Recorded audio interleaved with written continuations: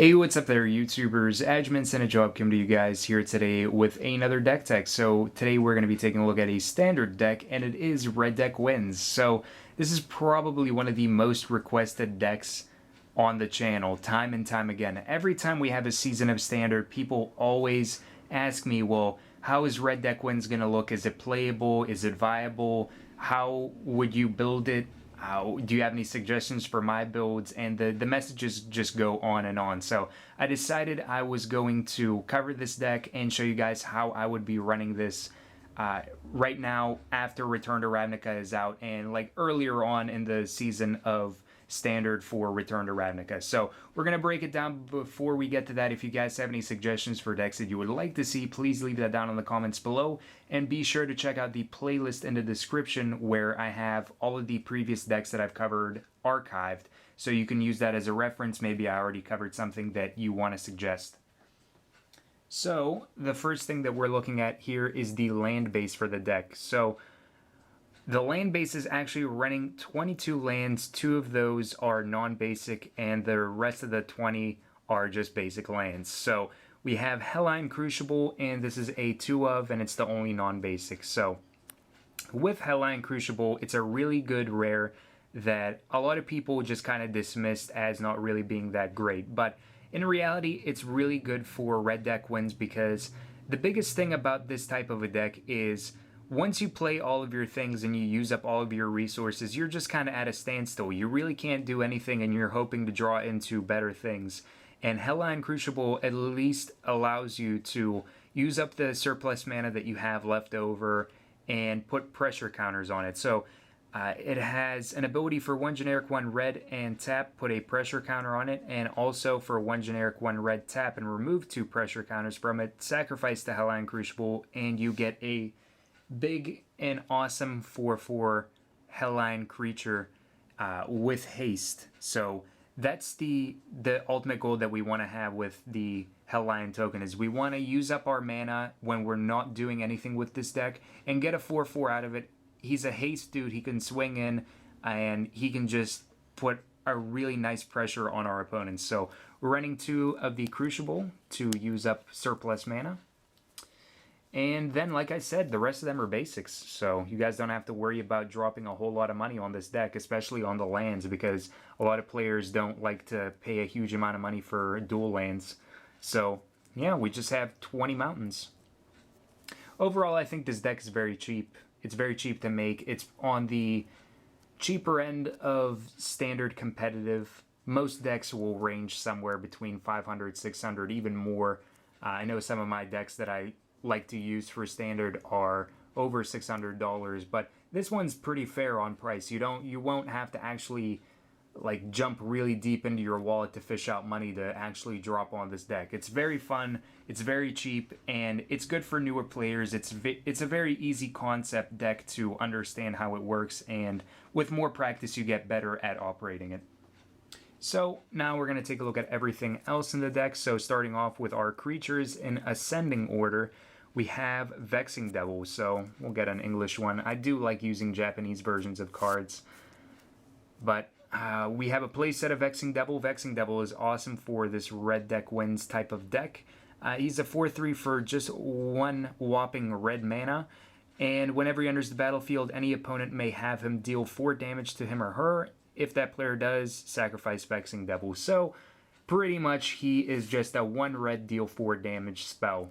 So he's good for that. He will trigger off Morbid with Brimstone Volley whenever it comes to a little bit later game, but 99% of the time they are going to have him just deal 4 damage and just not have to worry about him, because he can really put pressure on your opponent if they for some reason decide to have him come in onto the battlefield and just stick around. So Vexing Devil is pretty much just deal 4 damage for 1 red, but he's still really good as a playset. Later game, they might want to have him just enter in as a creature, because they have the options to block him with smaller creatures, just a chump or something like that. But that's where siding comes in. Whenever he stops being relevant, we have ways to side stuff in and not really have to worry about him just coming in as a creature and them finding a way to deal with him.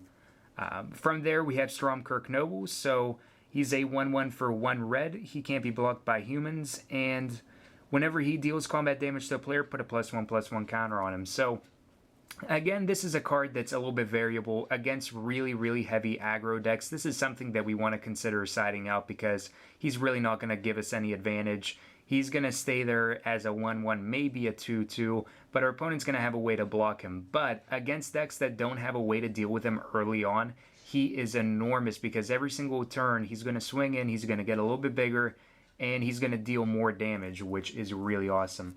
So we have a playset of the Stromkirk. Really awesome as a playset here. Moving on, we have Stonewright. So this is an uncommon from Avacyn Restored, and I think this is a card that a lot of people overlooked, but he actually is pretty playable for this type of a deck. So he's a 1/1 for 1 red. He has Soul Bond, and as long as he's paired with another creature, each of those creatures has, for 1 red, target creature gets +1/+0 until the end of the turn. So it's fire breathing.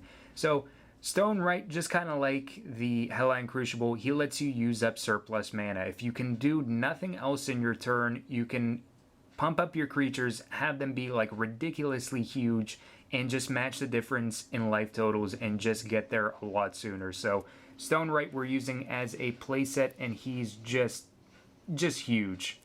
He ends up being very huge because the amount of mana that you can put into him, especially if you have multiple creatures and you swing and one of them ends up being blocked, like the Stonewright ends up being blocked, but the other Soulbond creature doesn't, you can just pump up that Soulbond creature and just make it enormous, deal a whole bunch of damage, and just get one step closer to winning. So, play set of Stonewright. From there, we have yet again another 1-drop creature, but it's Rakdos Cackler, so it's a 1/1 for hybrid black or red, which in this case it's going to be red. And he has Unleash, so you can have him enter the battlefield with a +1/+1 counter. If you do, he can't block, which doesn't really matter.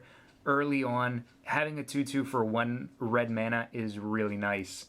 He's a really powerful creature early on, and even if we need him as a blocker, if we're on the opposing end of like burn or something like that, where we need to have a blocker, or even aggro, I guess, but he can come in and he can be a blocker, he can just be a chump blocker, but the real reason why we have him is he's a 2/2 for 1 mana, and that's pretty nice.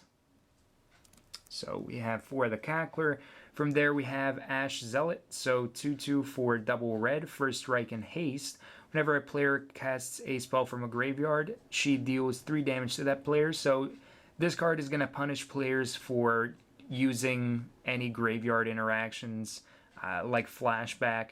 But overall, a 2/2 for 2 mana, first strike haste, you play it on turn 2, you swing in for 2. I think that's really great, and it deters aggro because of the first strike, especially if you can use the Stonewright to make her bigger. It's going to deter blockers, and your opponent's going to have to find a way around her, or else they're going to have to just start throwing their creatures into her, and she's just going to nom them really easily. So the Ash Zealot is really nice, really quick, and the first strike makes it really relevant against aggro. So play set of the Zealot. From there we have Hellrider. So Hellrider is only as a 3-of in this deck, but he's still an enormous 4-drop creature in this deck. But he's a 3/3 for 4, 2 generic double red, and he has haste just like the Zealot, so that makes him really good on the turn. And whenever a creature you control attacks, Hellrider deals 1 damage to the defending player. So the more creatures you have attacking in whenever Hellrider attacks as well, you're just going to net so much advantage from him. He's just going to be pinging left and right and just dealing 1 for each of those creatures, and it's just enormous. It really stacks on top of all the other burn elements that we have and all the creatures that have swung in earlier in the turns. Hellrider really just stacks all the damage into a huge cluster with that ability of his. So we have 3 Hellriders. He's a really, really nice way to just kind of speed the game along for you and just be able to finish it off like the turn later from there. But turn 4 Hellrider is optimal. From there we have our burn spells. So we are running a playset of Pillar of Flame. So The nice thing about Pillar of Flame is for 1 red it deals 2 damage to target creature or player, and if we use it on a creature and that creature dies, it's exiled instead. So the thing that's relevant about Pillar of Flame is against decks like Zombies where they have stuff like Gravecrawler and Drawf's Messenger and stuff like that, we can exile their creatures instead and not have to worry about them coming back. Now, you don't have to worry about Gravecrawler with blocking, but you do have to kind of worry about him attacking in, and if you're going to use your own creatures as chump blockers, they can still recast them. So Pillar of Flame is an easy way to deal with zombies and their shenanigans that they have. Also Blood Artist. Blood Artist is annoying to have to deal with pretty much any matchup, but Pillar of Flame gets the job done whenever it comes to smaller creatures. From there, we have Searing Spear, so we're running a playset. So for 2 mana, it deals 3 damage to target creature or player. So again, it's a cheap burn spell. We can either direct it at a player, we can redirect damage from a player to a planeswalker they control, if it comes down to it, if it's stuff like Jace, Architect of Thought. But ultimately, it's versatile. Searing Spear is always versatile. Brimstone Volley for 3 mana deals 3 damage to target creature or player, and Morbid if a creature died during this turn. Brimstone Volley is going to deal 5 damage instead, so the Brimstone Volley is really awesome. We're running a playset of it, so if we have like Vexing Devil and they choose to take the 4 damage instead of having him stay on the field, then we play Brimstone Volley like right after it.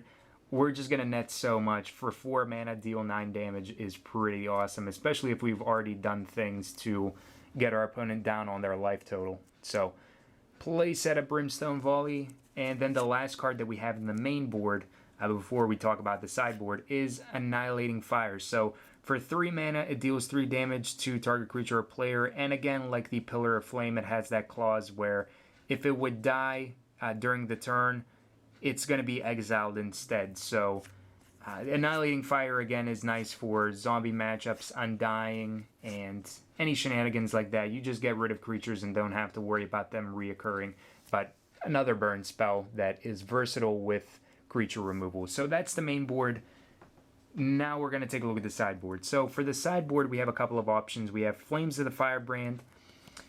So we are running 3 of these in the sideboard. This one sides in for decks that have creatures, but they aren't very big. Stuff like humans and all the white weenie type decks. You want to have Flames of the Firebrand. You want to side it in because your one-sided burn spells aren't really going to do much. They can get rid of 1 creature, but Flames of the Firebrand can get rid of more creatures, especially if they have a bunch of 1/1s. For 3 mana, you can get rid of 3 1/1s, which is really good. And it nets you a really nice advantage over your opponent that is going to be playing those 1/1s. So we have Flames of the Firebrand in case we run into creatures that are in multiples and there's a lot of just 1 toughness interactions going on there. So Flames for that. We have Mizzium Mortars, so this is a 2 of in the sideboard. With Mizzium Mortars, we want to side this in against bigger stuff. The Luxodon Smiters, the Restoration Angels, stuff we can't really trade with, and sometimes may be out of reach with our burn spells, especially stuff like Pillar of Flame. When Pillar of Flame starts being irrelevant when we're running it, then we want to consider running Mizzium Mortars to remove their creatures. So Mizzium Mortars is hate for bigger creatures.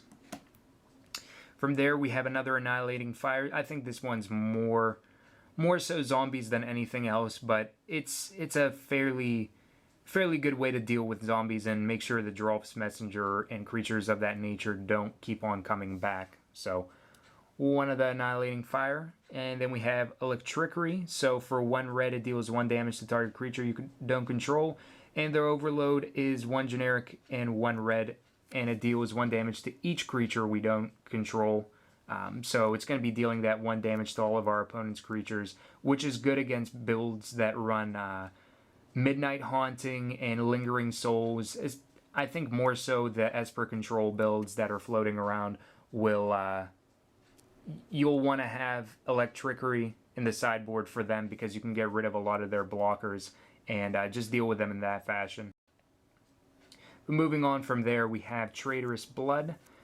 So it's run as a playset in our sideboard, and it's a really awesome sorcery spell to have. So for 3 mana, 1 generic, and double red, gain control of target creature until the end of the turn, untap it, it gains trample and haste until the end of the turn. So this one's for decks that run a lot of really big and huge creatures. Stuff like Reanimator, also any of the junk type builds if you want to take their Armada worms and stuff like that. Stuff that you can't really hit into with removal. If Mizzium Mortars can't really take care of it, we have Traitorous Blood, so we can at least take it and use it against our opponent on top of the burn that we're using. So Traitorous Blood, I think, is a nice way to take big things, turn them against our opponent, also give them trample, which is relevant if they're trying to chump with a smaller creature of theirs. But it's a nice way to turn the table on our opponents. But those are the sideboard options that we have, and that is the deck in a whole. So if you guys missed out on anything in the deck list, the entire deck is down in the description below so you guys can use it as a reference. Remember to like, favorite, and subscribe for more daily Magic the Gathering content. And as always, thank you guys for watching and have a wonderful, fun-filled Magic the Gathering day.